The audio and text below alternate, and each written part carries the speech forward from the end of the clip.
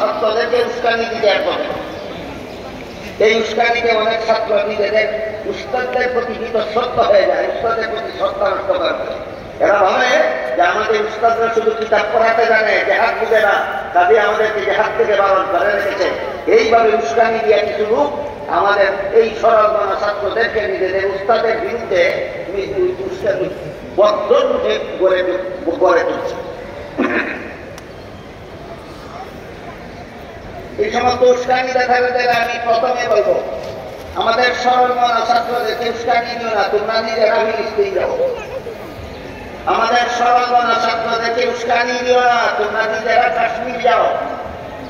আমরা আমাদের সরল মানা ছাত্রদের উস্কানি দিও না, তোমরা নিজেরা বার্মা দিয়া যে সমস্ত বার্মিজ সন্ত্রাসীরা রোহিঙ্গা মুসলমানদেরকে বাংলাদেশে ঢুকিয়ে দিচ্ছে, ওদের বিরুদ্ধে যাইয়া জেহাদ করো।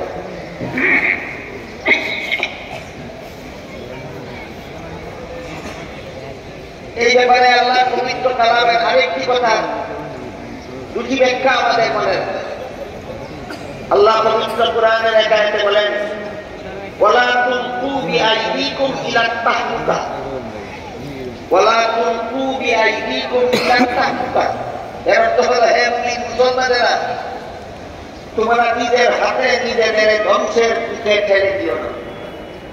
আল্লাহ কোরআনে বলছেন, হে মুসলমানেরা, তোমরা নিজের হাতে নিজেদের ধ্বংসের মুখে ঠেলে দিও না।